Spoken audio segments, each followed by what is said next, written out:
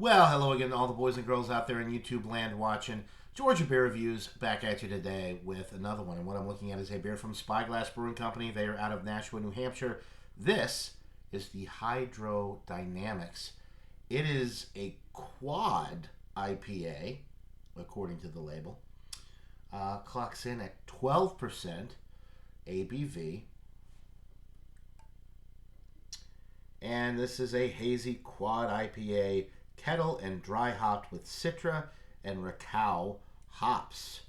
And it was canned on October 23rd, 2023. It is November 4th. So, not even 2 weeks old at the time of this review. Never had this beer before. Quad IPA, I mean, it's a triple IPA, really. I've had a lot of triple IPAs that are 11, 12%. I don't know why this one is considered a quad. I mean, I don't even think there's an actual classification for a triple or a quad. I think these breweries just kind of, when it gets over a certain ABV, that's what they label them as. But if you go by the BJCP guidelines and all of that, I don't even know. I'd have to... It's been a while since I've looked, and there's a lot more IPAs these days, so maybe they do have classifications for some of these, but I think a quad IPA is just kind of a made-up term for a really, really strong, high-alcohol IPA. So anyway, it looks, wow, orange, murky, 3.5 to 4 finger, pretty white, maybe slightly off-white head. Gosh, that looks good. 12%. That's a beast of a beer. We're talking bourbon barrel aged imperial stout range right there. Hydrodynamics. I think this is a new beer from them. I've been getting Spyglass for a couple of years now, and I've never seen it. Usually they kind of cycle through some of these beers, and they come back, out with them year after year. This is the first time I've seen this beer. So I don't know if it's a completely new offering or if it's a re-release of a beer that they've put out in previous years. Anyway, I've also got a new Spyglass tulip glass here, which is pretty cool, that I figured I'd drink it out of. It would only be appropriate to drink a Spyglass beer out of a Spyglass glass. So very citrus, tangerine,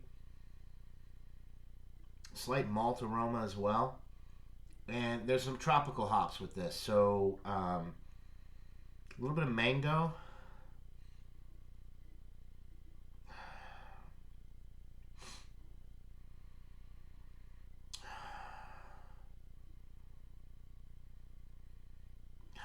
something I can't quite place. There's other tropical fruit, maybe it's passion fruit.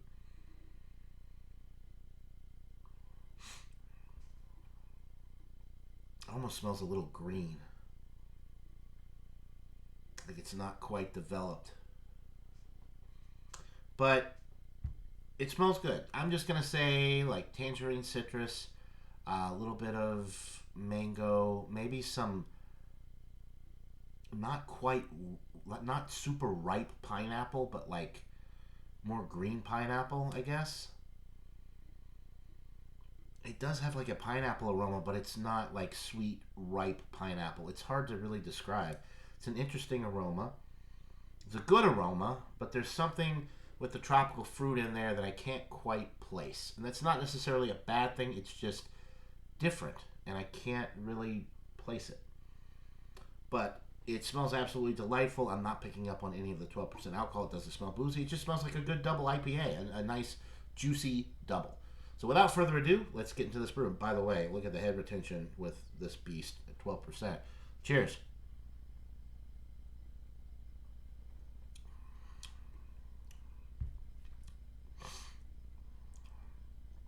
Wow. Very juicy. The tropical fruit is there. There's a little bit of it's almost like guava.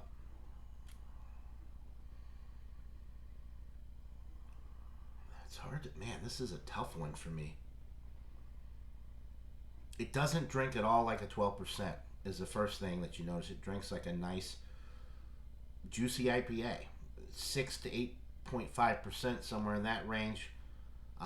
The alcohol is masked very well. I mean, look at the appearance. It's super juicy with the mouthfeel and all the fruit flavors that I'm getting. It's very minimal bitterness, very minimal alcohol, no warming or burning effect going down.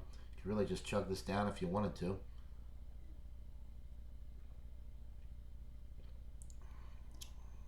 Mm.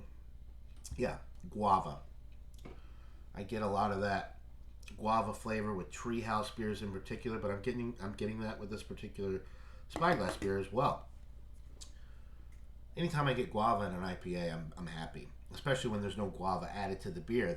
The hop flavor that produces, or the hops that produce the guava aromas and flavors. I mean, I'm sure you can get it from multiple hops, but it's there. Maybe it's the Racal because it's Citra and Racal. So the Citra is giving you the citrus, the tangerine citrus. There's really no grapefruit or anything like that.